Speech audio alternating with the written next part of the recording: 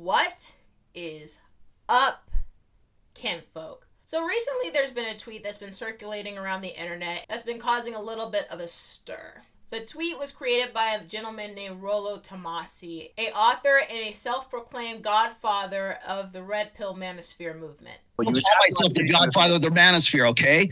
Other people have called me that. In this tweet, Rollo gives his 8 quickest ways to becoming a high-valued man, a man of power, a man of success, a person that every woman wants to get with and every man wants to be. And of these 8, 2 of them included avoiding family creation and getting a vasectomy in your 20s. A lot of people have already talked about this tweet, but this got me interested in wanting to know how many men are actually getting vasectomies at this point, specifically because of a conversation I had about 1.5 to 2 years ago with my brother. My brother was playing online with some of his boys like he normally does, and during the course of this conversation, I overheard him saying that he was going to get a vasectomy when he was in college. There's a lot of incentives for why men would want to get a vasectomy. I mean, and it's a lot of reasons why people aren't having children nowadays.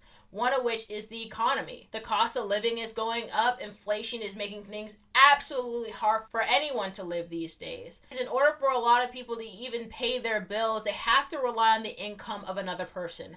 Whether that be roommates, a boyfriend, a girlfriend, husband, wife, whatever. Another aspect is the fear of parenting. A lot of men these days grow up in a single parent household with their fathers being completely absent or being distant.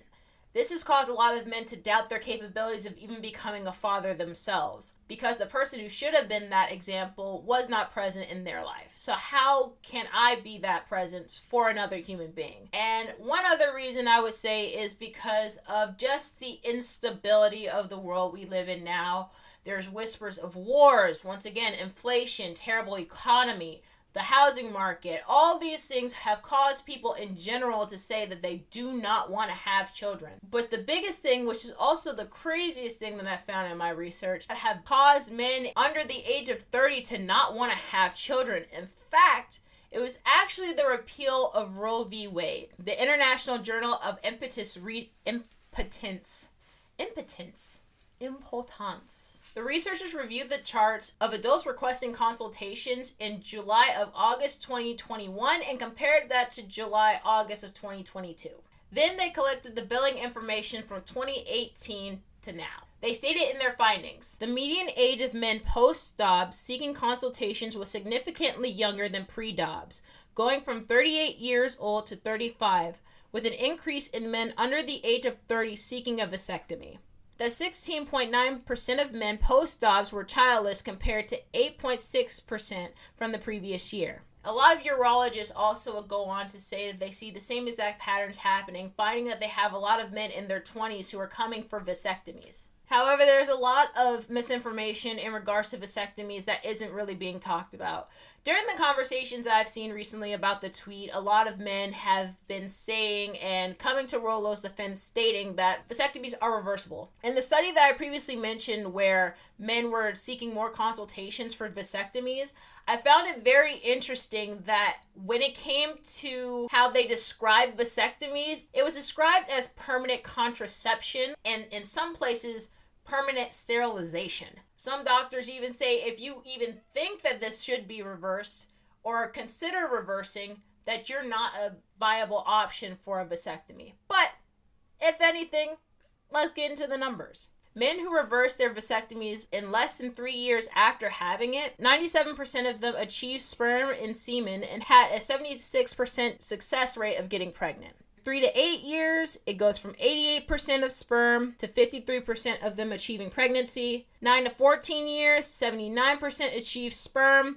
44% achieve pregnancy, and anything more than 15 years, 71% of men achieve sperm, 30% achieve pregnancy. This is also assuming that you have a basic reversal of a vasectomy. If you have a blockage that's further down near the testicles, the range goes from 58% to 85%, and the pregnancy rate drops 11 to 56%. Going back to my brother, and he is one of the reasons why I wanted to do this research project, and he is now 18, and I want to get his take on why he was so sold on vasectomies and why he still to this day might even consider getting a vasectomy.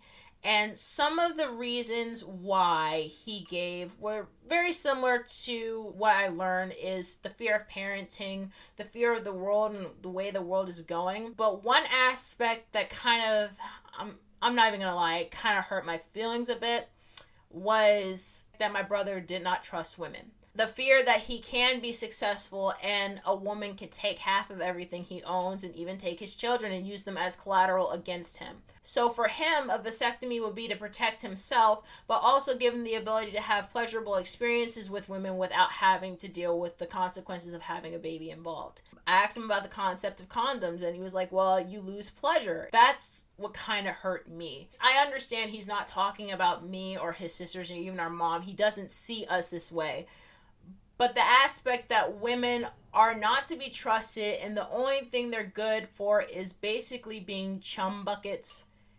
Like I said, it's kind of hard to hear. My thoughts. One of the assumptions that's been made and it's been thrown around that I've heard is men are going to sleep around with women in general. And to me, what it sounds like are men are going to be dogs. And because they're going to be dogs and they're not capable of having any level of maturity and any level of self-discipline to be able to control their urges, that they should get a vasectomy. I think that's a lot of assumptions that you're making about men and that men are weak.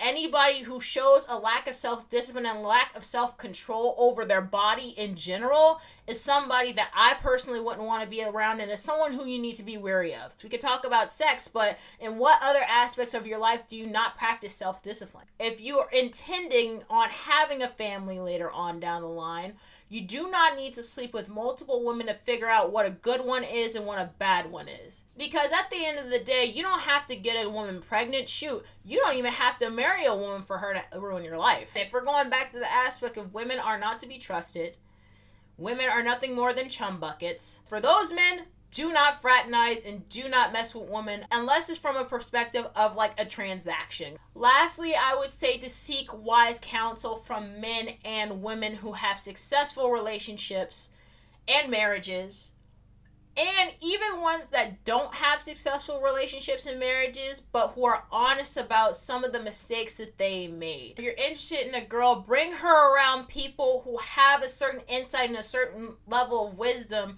And if you don't know anybody like that, they talk about networking all the time in these red pill spaces. You want to learn from people who are doing better than you in regards to business, in regards to finances, in regards to success.